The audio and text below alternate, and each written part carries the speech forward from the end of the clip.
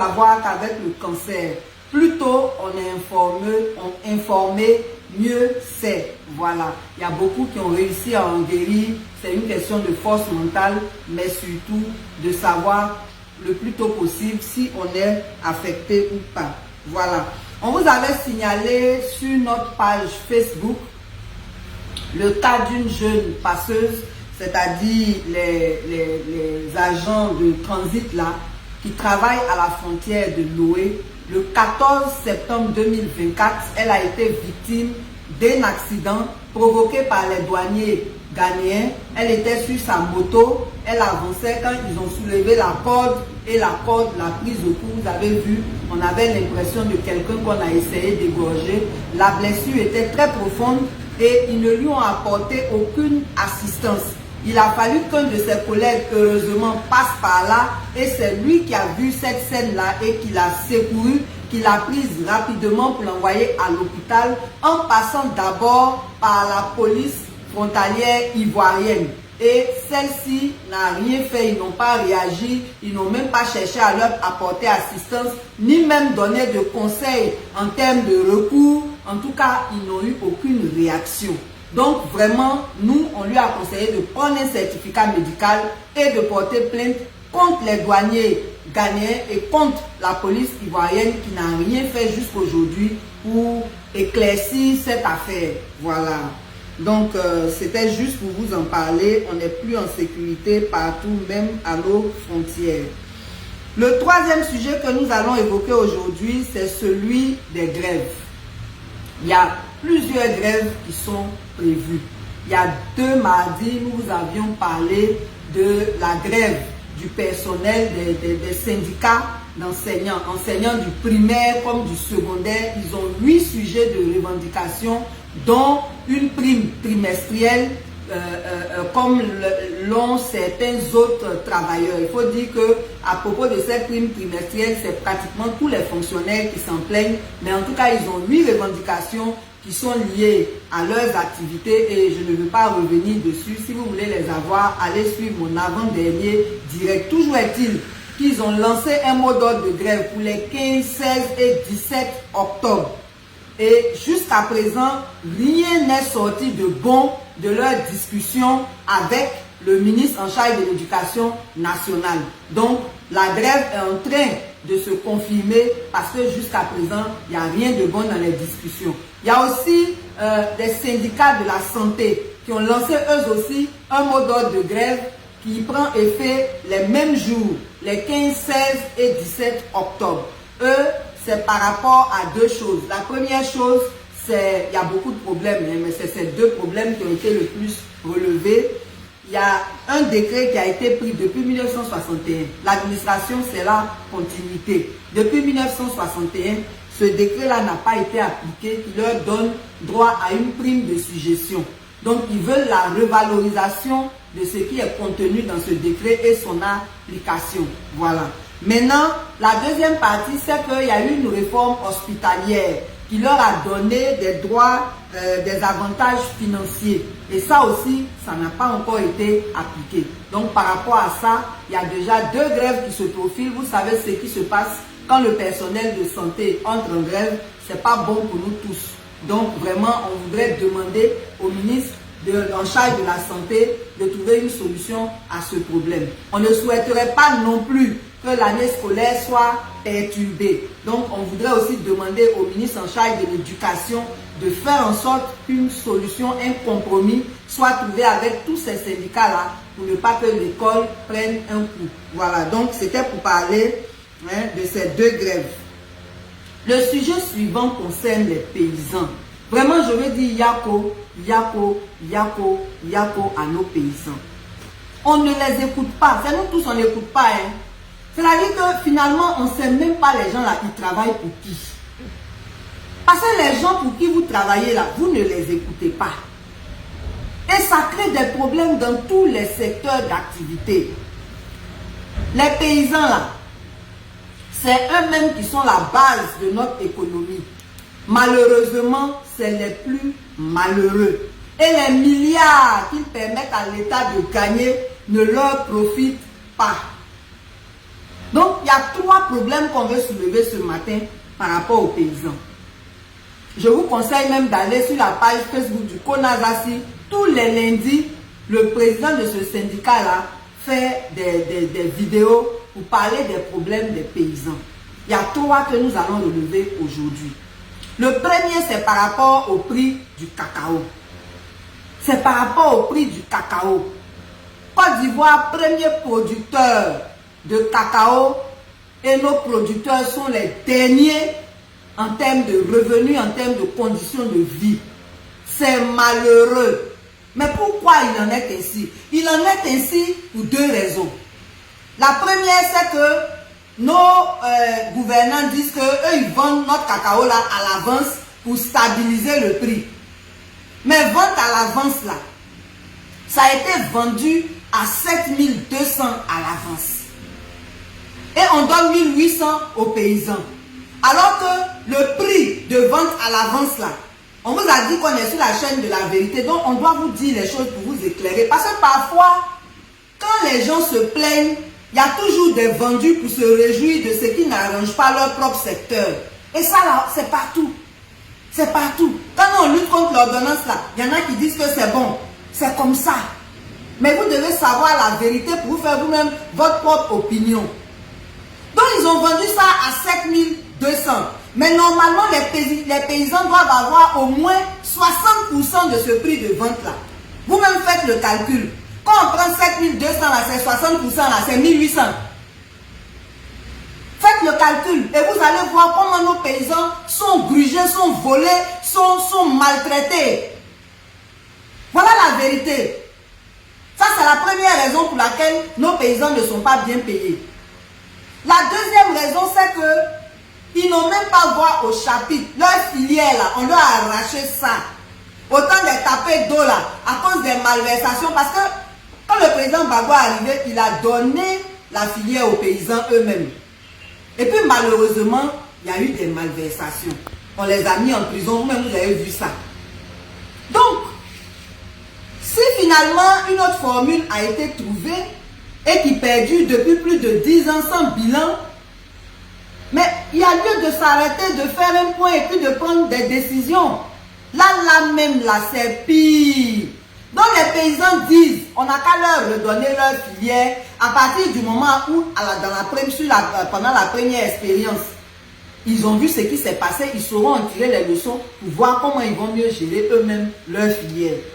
Parce que les milliards qui sont engagés là, on ne sait pas à quoi ça sert. Parce que finalement, et ça c'est l'un des problèmes que je voulais relever, même ce petit prix qu'on donne là, on les paye sur le terrain moins que ça parce qu'il n'y a pas de route. Et c'est le conseil Café Cacao avec l'argent des paysans qui est censé arranger les pistes rurales. Il n'y a pas de route. Non, celui qui a trouvé route pour arriver dans ton champ là, lui te donne un qui veut. Donc finalement, les paysans n'ont rien. Actuellement où je vous parle là, la majorité des enfants de paysans n'ont pas encore pris la route de l'école. Et on dit que l'école est gratuite. Si c'est gratuit là, vous pensez que les enfants là vont s'asseoir à la maison?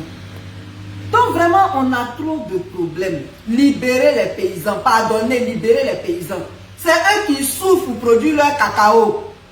Ils ont le droit d'en bénéficier. Vraiment, on souffre, hein? On souffre dans ce pays-là, on souffre. J'arrive, je n'ai pas fini. Donc là, eux-mêmes, ils se sont levés encore. C'est eux qui disent que c'est le cacao qui participe à la déforestation. Là aussi, il y a un problème. Vous savez qu'un temps, les gens racontaient qu'à cause du travail des enfants, notre cacao n'est pas durable, ce n'est pas ceci, ce n'est pas cela. Ça a porté préjudice à notre cacao. Aujourd'hui, là, c'est nos autorités elles-mêmes qui ouvrent la bouche pour dire que notre cacao là, participe à la déforestation. Alors que quand on veut bien regarder, c'est pas le cacao qui principalement participe à la déforestation. En 1960, quand on a estimé la forêt ivoirienne, ils ont parlé de plus de 16 millions d'hectares. Et actuellement, où on vous parle là, on est autour de 2,6 millions d'hectares. Qu'est-ce qui s'est passé en temps? Et on dit que le cacao prend 3,7 hectares. Bon, faites les calculs. Quand vous prenez 7 millions d'hectares et que cacao a pris 3,7 millions d'hectares, il reste combien? Et maintenant, s'il reste 2 millions 6 hectares de forêt, les 10 millions d'hectares qui sont au milieu là, c'est pas sur cacao on met, c'est parti où?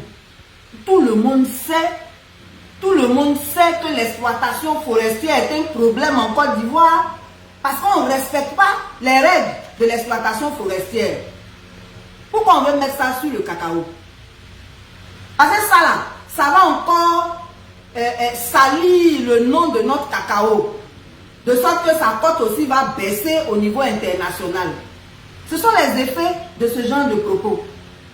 Alors qu'en réalité, si le cacao a pris 3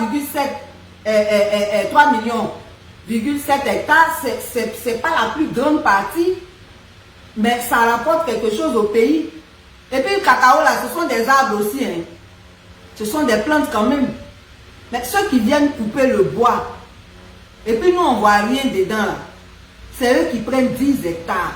Et tout le monde sait pendant la rébellion comment nos forêts aussi ont été pillées.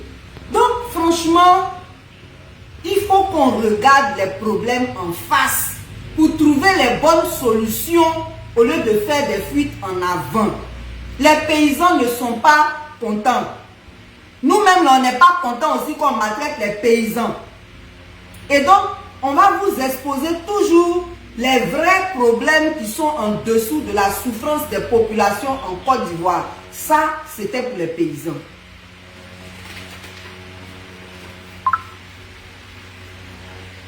Maintenant, il y a un problème au niveau des fournitures scolaires. Ça là, on en a déjà parlé, mais on revient dessus. Comment dans un pays, chaque école peut avoir ses livres?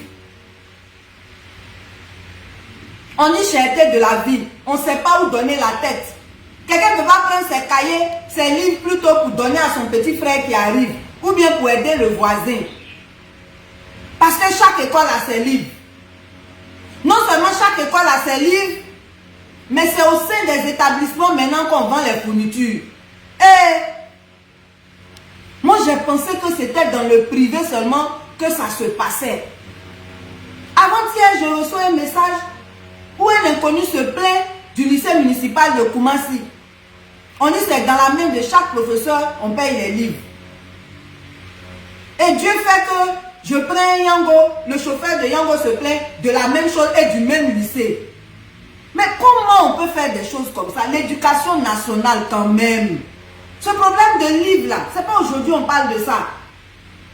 Et vous avez dit que quand on décide qu'il y ait des livres, ça doit faire au moins 4 ou 5 ans avant qu'on change. Nous on estime même que ça doit faire 10 ans. Parce que même le cycle primaire là, c'est 6 ans.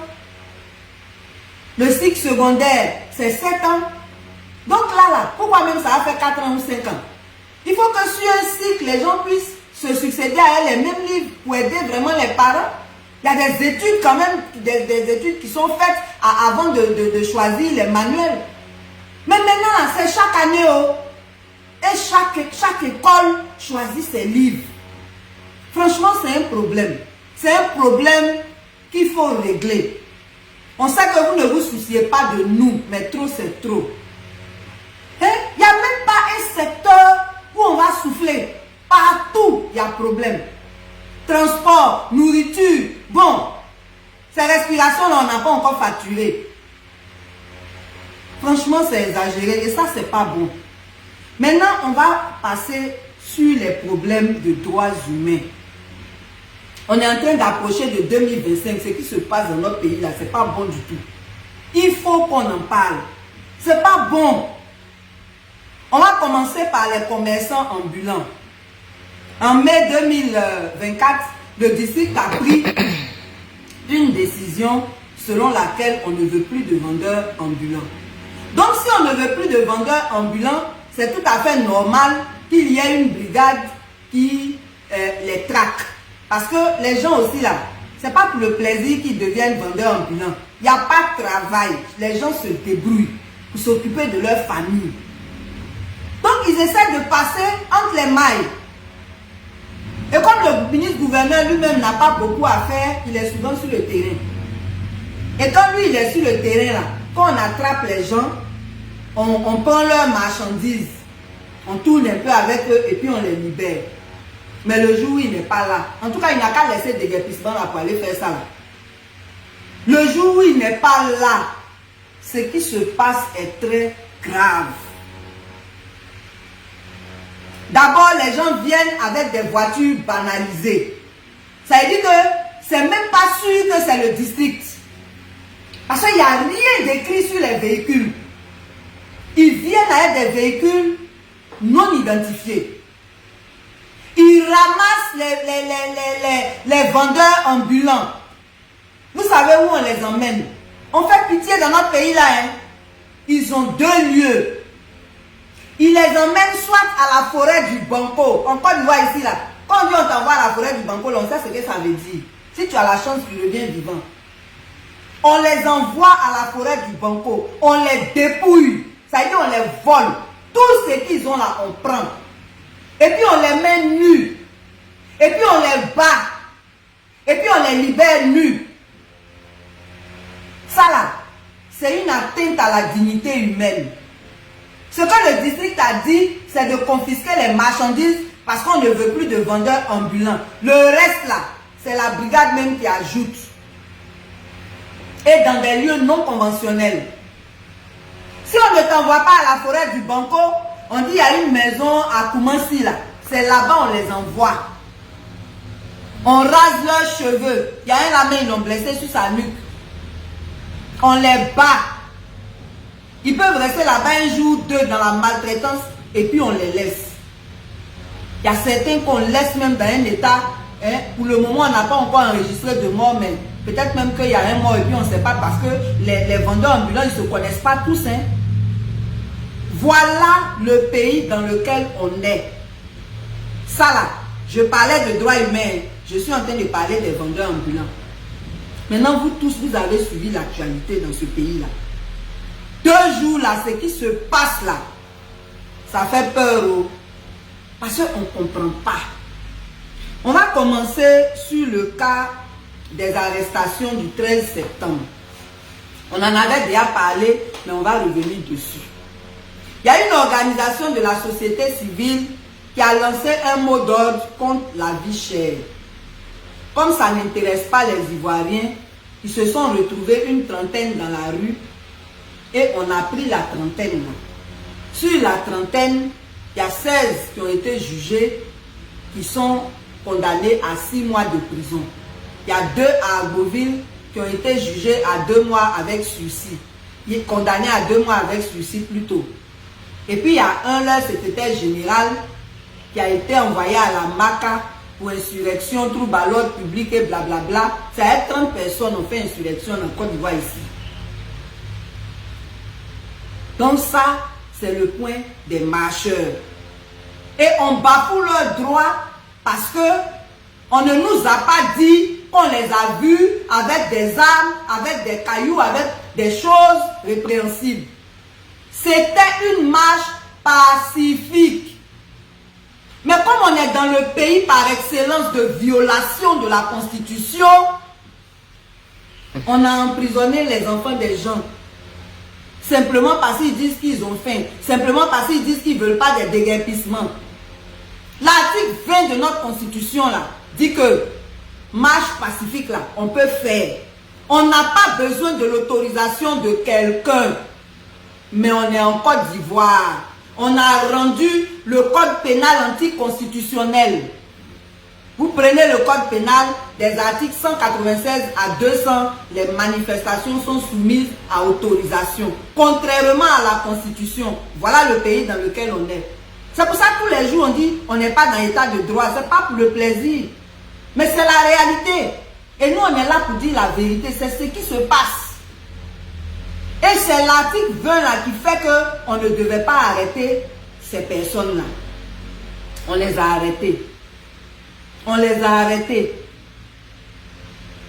Maintenant, le 20 septembre, il y a le fils du ministre Charles Dosso-Odel qui est le responsable de la mobilisation de la société civile au PPACI marche qui a eu lieu le 13, là, lui, on l'a arrêté le 20. Et puis, on ne l'a même pas arrêté, on l'a enlevé. On l'a enlevé, on le retrouve à la brigade de recherche. Il a fait 6 jours là-bas avant qu'on le libère. 6 jours, garde à vue normale, là, c'est 48 heures. Il a fait 6 jours. Vous voyez dans le pays dans lequel on est. Il faut qu'on nous dise, dans le code de procédure pénale, là, c'est dans quelle partie on a écrit que enlèvement, là, ça fait partie des procédures pour convoquer quelqu'un. Parce qu'on enlève les gens, on les retrouve au parquet. Ça signifie quoi? Ça, c'est un raisonnement simple. On enlève quelqu'un. Nous tous, on est apeurés, on est soucieux. On se demande ce que c'est. Est-ce que c'est des bandits? Est-ce que... Et puis la personne qu'on enlève là se retrouve au parquet. Ça signifie quoi? Je vous laisse tirer vos conclusions.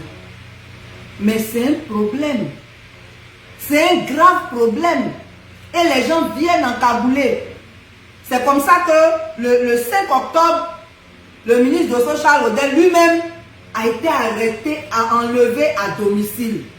Des personnes encagoulées qui viennent le prendre avec 2 de ses collaborateurs. Ça répond à quoi? Est-ce qu'on l'a convoqué et puis il dit il ne va pas? S'il se cachait là, c'est chez lui, on allait le trouver. C'est quoi le problème? Et ça là, c'est 2024 qui est là. On n'a pas encore vu 2025. Les enlèvements. C'est dans le même enlèvement là. Et puis lui, avant d'arriver à l'autre enlèvement, on l'accuse de beaucoup de choses. Ils ont peut-être les preuves. Mais moi, ce qui m'a étonné, c'est la même chose que je disais tout à l'heure pour l'autre qu'on a accusé d'insurrection. C'est 30 personnes ont fait insurrection. C'est 30 personnes ont fait soulèvement populaire. Ça, c'est en Côte d'Ivoire. Hein? Mais la chose même qui est la plus étonnante, c'est que notre justice assume ces décisions anticonstitutionnelles. On dit qu'il a participé à une marche non autorisée. Alors qu'on n'a pas le droit de ne pas autoriser une marche pacifique. C'est ça le problème. Ça veut dire que chez nous ici, les autorités se permettent de faire ce qui n'est pas autorisé par la loi. Et puis ça ne va pas quelque part. C'est pour ça que nous on dit on n'est pas dans l'état de droit. Parce que la justice elle-même là, elle est biaisée. Elle est biaisée. Il y a quelque chose pour ceux qui n'ont pas fait de droit là.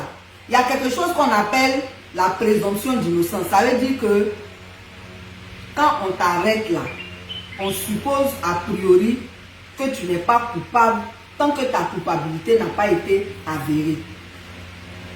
Et c'est pour ça qu'on n'est pas obligé systématiquement de mettre tout le monde en prison. Parce que quand ta culpabilité n'est pas avérée et que tu es représenté, c'est-à-dire que tu as un avocat, on peut te mettre simplement sous contrôle judiciaire pour nécessité d'enquête. On n'a pas besoin de te mettre en prison pour nécessité d'enquête. Maintenant, on met les gens en prison pour nécessité d'enquête et puis on dépasse les délais de la détention préventive. On va de violation en violation. Et puis ça ne va pas quelque part. Mais à la veille des élections, là, c'est fait là, c'est inquiétant. C'est que nous tous là, on peut nous enlever au... Puisque c'est devenu une forme d'arrestation dans notre pays.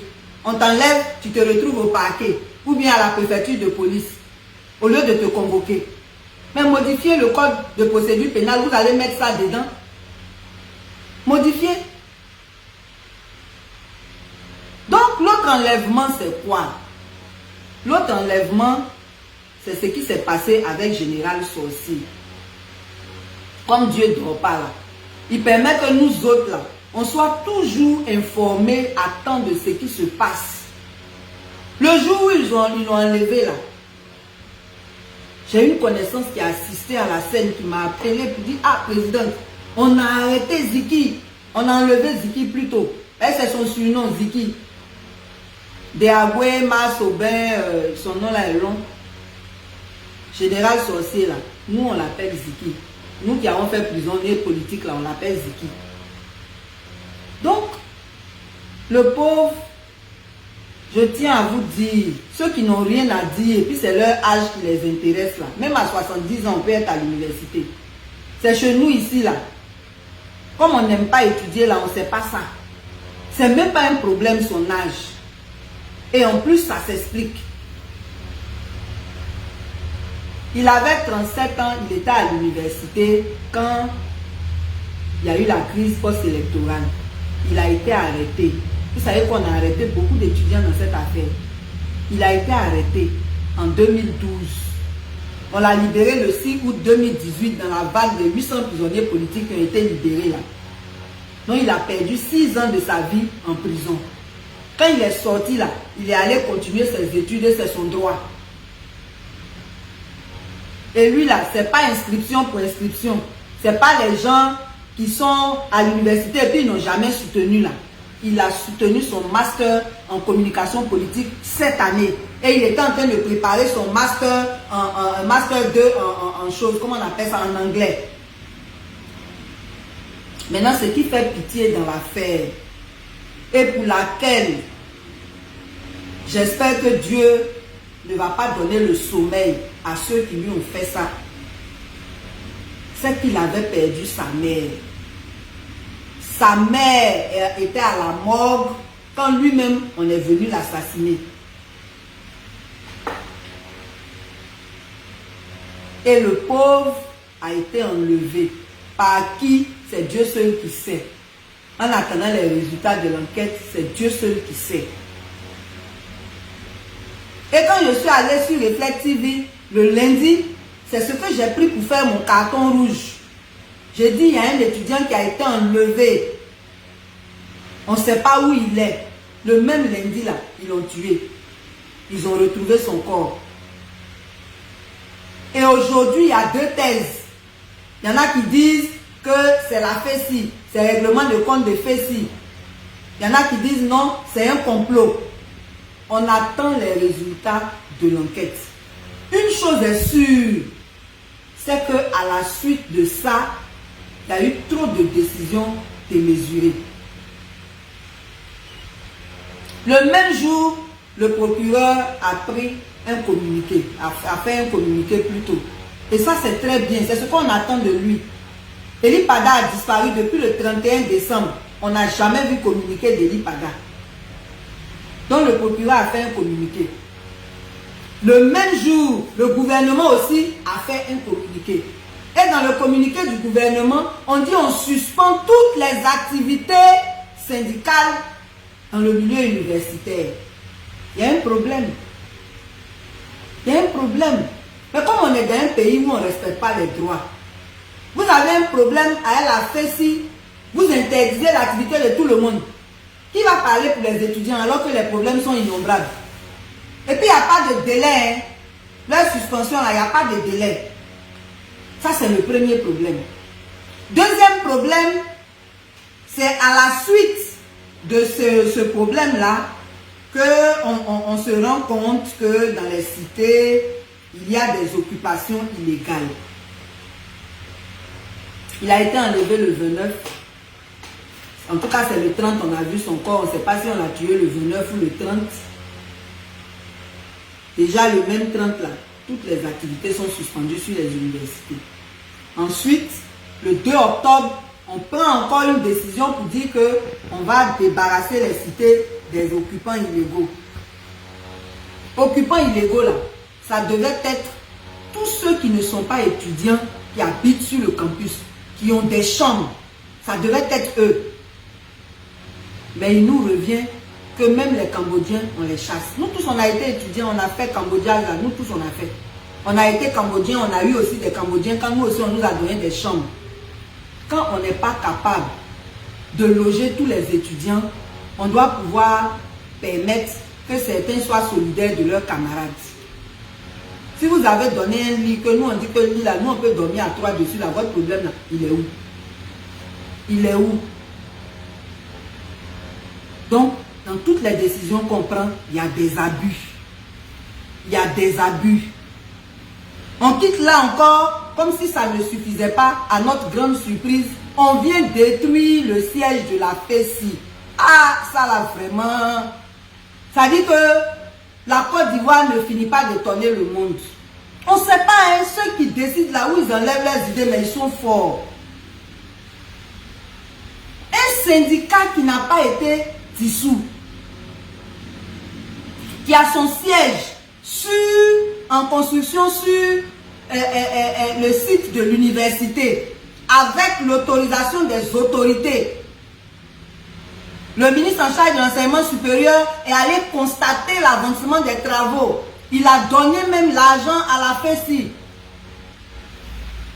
Et comme on est habitué à gaspiller l'argent des Ivoiriens, ça ne les gêne pas de venir détruire ce bâtiment où on aurait pu habiter, où on aurait pu donner cours, en tout cas qui aurait pu servir aux étudiants. On vient, on détruit. Ça répond à quoi? Ça là, il faut qu'on nous donne la réponse. Ça répond à quoi? Et tous ces faits-là font penser que c'est possible qu'il y ait finalement un complot. En tout cas, il y a deux possibilités. On attend le résultat de l'enquête. Et vraiment, nous qui connaissons Dieu et qui ne faisons pas semblant de prier Dieu là, vraiment on veut lui demander que justice soit faite. Parce que les hommes là, on les connaît, ils peuvent tripatouiller la vérité. Mais Dieu là, lui, il est net, il est clair. En tout cas, que Dieu s'occupe de cette mort et que cette mort-là soit la dernière en milieu universitaire. Donc nous tous on regarde, en tout cas Yako, à tous ceux qui ont été emprisonnés, parce que c'est possible qu'ils soient innocents. Yako, à tous ceux qui ont été enlevés et emprisonnés, ce sont les réalités de notre pays. Et vous qui me regardez, je vous dis de prier pour notre pays. Parce que ce qui a commencé là, c'est pas bon. C'est pas comme ça que ça doit se passer. Moi-même, ma première arrestation là, c'est ce qu'on m'a fait aussi. On vient vous chercher comme si vous étiez des bandits armés. Les gens qui ont formé, et puis taille des forces spéciales là, c'est eux qui viennent. Et puis ils sont armés, ils n'ont pas honte. 4 pick-up. Ils viennent. On dirait que vous-même là, vous êtes armés aussi. On vous prend. On ferme vos têtes. Et puis on ne vous envoie pas dans le circuit normal. Et nous, on nous envoie à Cédroco. Les hommes ont été torturés. Dieu merci, moi, on ne m'a rien fait. Après, on nous envoie à la préfecture de police. Et il y a beaucoup qui ont vécu ce genre de situation. TST, Cédroco ou ailleurs. Et puis après, tu apparais dans le système. C'est dans ça on est dans notre pays là. C'est dans ça on est. Et c'est pas normal. C'est pas respectueux des procédures. C'est pas respectueux du droit, de la loi. En tout cas, vraiment, nous là, tout ce qu'on peut faire, c'est parler. Et on a parlé. Et on espère que chacun va prendre ses responsabilités pour que notre pays soit normalisé. Maintenant, on va parler des élections. Élections là, il y a un gros problème. Je vous ai dit que à partir d'aujourd'hui, on va toujours parler des élections jusqu'à ce qu'elles aient lieu. Nous tous, on attendait révision de la liste électorale. Le président de la CE nous met ici, il nous met là-bas. On dit non, c'est 15 juillet. Après, c'est devenu septembre. On a donné date jusqu'à fatiguer. Entre-temps, l'opposition et la société civile ont réfléchi. Ils disent qu'ils veulent que ça s'étende pour plusieurs raisons. Non seulement il y a beaucoup de personnes à identifier, à enrôler, donc non seulement il y a aussi des pièces qui sont difficiles à obtenir, mais la CEI a décidé de façon unilatérale de faire les enrôlements à cheval sur 2 ans. Donc nous on attendait un enrôlement de 2024. Non seulement le communiqué dit que c'est le gouvernement qui a décidé, quand on vous dit que CEI n'est pas indépendante, là, vous pensez qu'on veut parler pour parler. C'est le gouvernement qui décide. CEI, là, ils sont simplement là pour exécuter. Le président de la CEI lui-même a dit sur TV5 que lui, il est exécutant. Ce n'est pas moi qui ai dit. Donc là, il y a un problème avec cette CEI. Communiqué même, décret qui est sorti là, la date là, c'était 5 septembre. Mais c'est le 27 septembre, on nous a informé. Et dedans, on nous dit carrément que les nouveaux majeurs, là, ils vont s'inscrire jusqu'en mars 2025. Mais si les nouveaux majeurs vont s'inscrire jusqu'en mars 2025, ça veut dire que c'est jusqu'en mars 2025 que la procédure d'enrôlement pour 2024 là, va s'arrêter. Et c'est après ça ils vont faire le contentieux. Donc le temps de finir avec tout ça là, on est arrivé en octobre 2025 là-bas.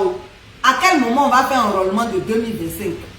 Donc c'est une façon indirecte de nous dire que, encore une fois, on ne va pas respecter l'article 6 du code électoral. Et puis ça ne va pas quelque part. Depuis ils ont annoncé ça là, vous avez vu une formation de l'opposition qui a dit quelque chose?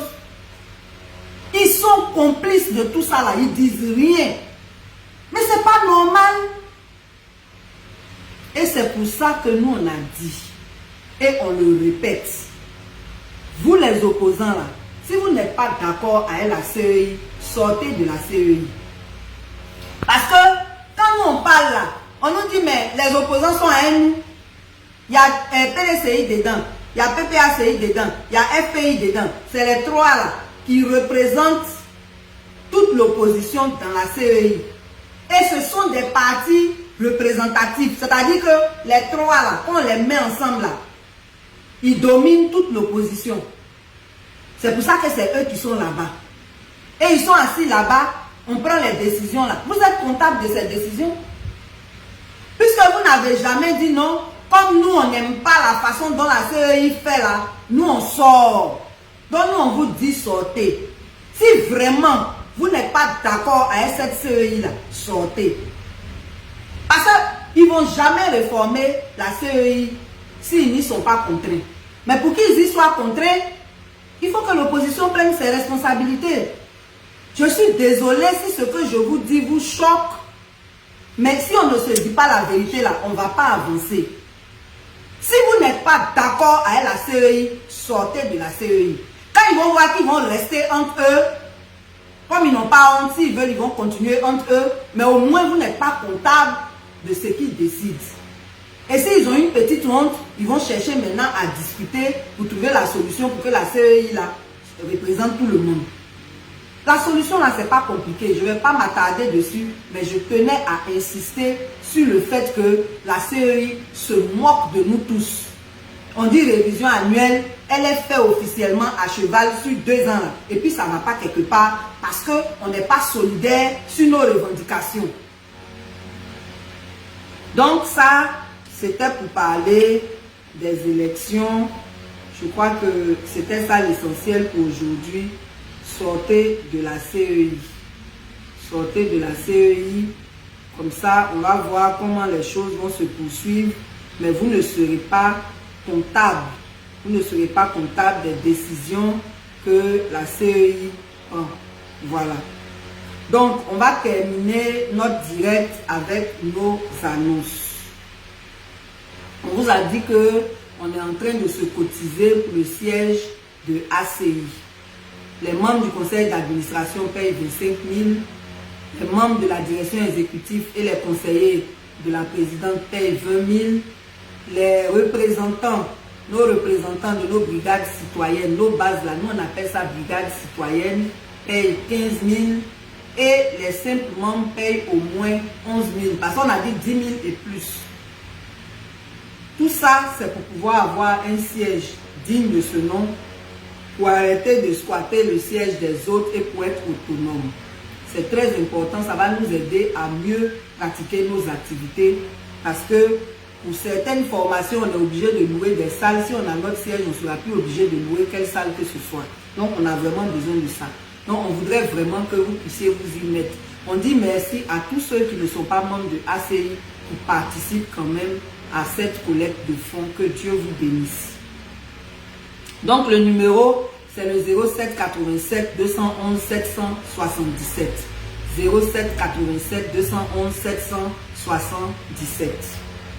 Les adhésions se font au 07 57 82 96 08. C'est lui qui va vous donner toutes les informations et on vous prie donc de le contacter. C'est aussi celui qu'il faut appeler pour ce livre. On vous a déjà parlé de Élisée Kwasi. jeune entrepreneur ivoirien qui a eu tort d'avoir confiance en son pays. Il était bien à l'étranger, il est venu investir ici. Aujourd'hui, il est à la Maca. Et il est à la Maca parce que le droit n'a pas été respecté comme d'habitude. Il avait eu quelques problèmes avec ses clients. Il y a un papier au tribunal du commerce, j'oublie le nom. Mais quand tu prends ce papier-là, le temps de faire l'audit, on ne peut pas te poursuivre. Mais c'est bien qu'ayant ce papier et l'audit étant en cours, que les gens sont venus l'arrêter pour le mettre en prison. Donc il a écrit ce livre pour encourager les gens à entreprendre, pour encourager tous les Ivoiriens, qu'ils soient étudiants, travailleurs ou retraités, à avoir le courage d'entreprendre et comment il faut s'y prendre pour réussir.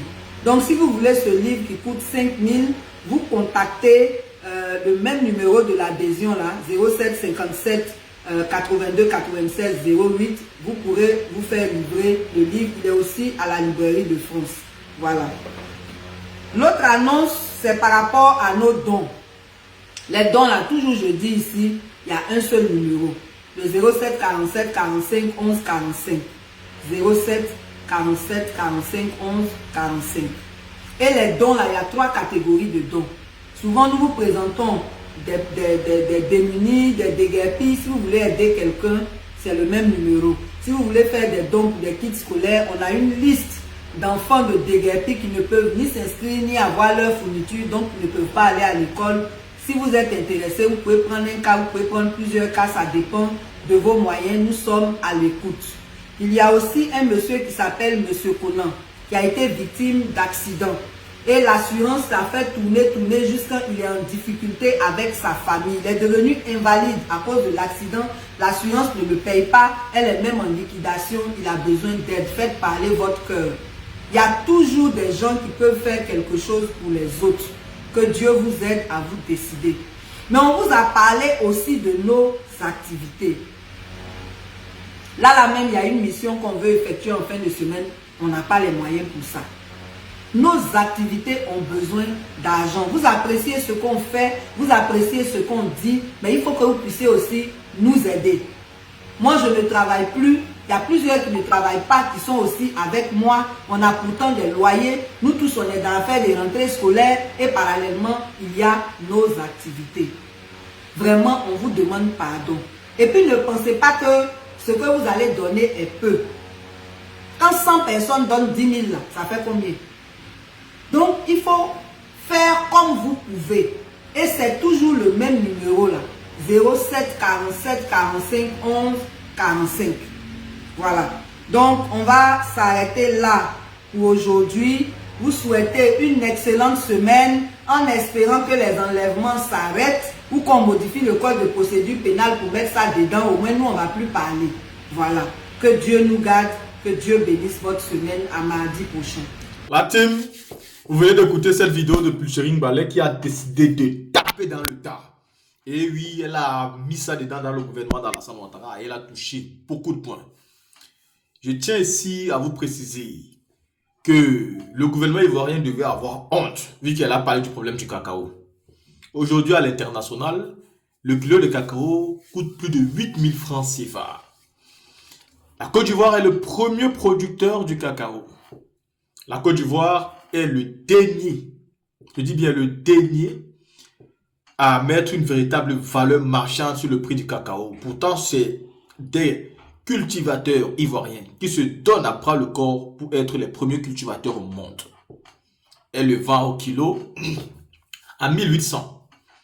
Et pourtant, le gouvernement de Ouattara vend à plus de 8000 à l'international. Et ce gouvernement verse 1800 aux populations. Il faut arrêter. Vous avez de l'autre côté des pays comme le Cameroun où c'est vendu à 5100 francs. Vous avez des pays où c'est vendu à 5500. Vous avez des pays où c'est vendu à 2300, à 3000. Même le Ghana à côté à 1823. C'est exactement là le problème. En réalité, Alassane Ouattara veut créer un pays qui n'appartient qu'aux riches. Un pays où les pauvres n'ont absolument plus de place. Un pays où tous les pauvres doivent disparaître. Le pays doit être à 100% colonisé que par des riches. Vous avez vu le nouveau budget du pays. On parle de 15 000 milliards pour 2025. Et j'ai vu des personnes nous dire, on dit que le pays est endetté, mais pourquoi le pays peut avoir un budget de 15 000 milliards? Bah normal. Si on vole les populations tous les jours, sur tout et sur n'importe quoi, Ouattara laissera-t-il de telles sommes budgétaires pour quitter le pouvoir? Figurez-vous que non. Il utilisera même ces sommes-là pour dire que la Côte d'Ivoire est devenue extrêmement riche. Mais la question qui va se poser, c'est est-ce que les Ivoiriens sont devenus riches? À côté de ça, les enlèvements. Le ministre Abdel Dosso, chargé pour la communication avec les syndicats de Côte d'Ivoire. Ils ne l'ont pas emprisonné, ils ne l'ont pas arrêté, ils l'ont enlevé. Aujourd'hui, vous pouvez parler comme nous parlons comme ça. Et là, demain, vous ne nous voyez plus. Parce que nous avons été enlevés par des hommes encagoulés. Ils viennent souvent la nuit, frappent tout le monde chez vous, massacrent et vous enlèvent. Parce que vous avez eu à tenir des discours qui les mettaient dans une position inconfortable. Parce que vous n'êtes pas des suiveurs. Parce que vous n'êtes pas des bénis oui. Parce que vous n'êtes pas d'accord avec tout ce qu'ils font. Ils vous enlèvent et c'est fini pour vous. Voici la situation que beaucoup de personnes vivent aujourd'hui en Côte d'Ivoire. Voici la situation que beaucoup de personnes traversent aujourd'hui au moment où Alassane Ouattara est le président de la République de Côte d'Ivoire. Et ce sont des trucs qui ne peuvent pas continuer sans être dénoncés massivement. Parce que si nous dénonçons cela massivement, ils ne peuvent pas nous arrêter massivement. Pour ça, il faudra donc vider le pays entier. Mais ils ne peuvent pas le faire. Mais il est important pour nous de dénoncer. Pourtant, les gens ont peur de dénoncer. Et ils ont quelque part raison d'avoir peur. Avec les attitudes de ce gouvernement, tout est possible. Tout est possible. La team, dites-nous ce que vous pensez après la sortie de Pulcherin Gallet et on se voit pour une autre vidéo.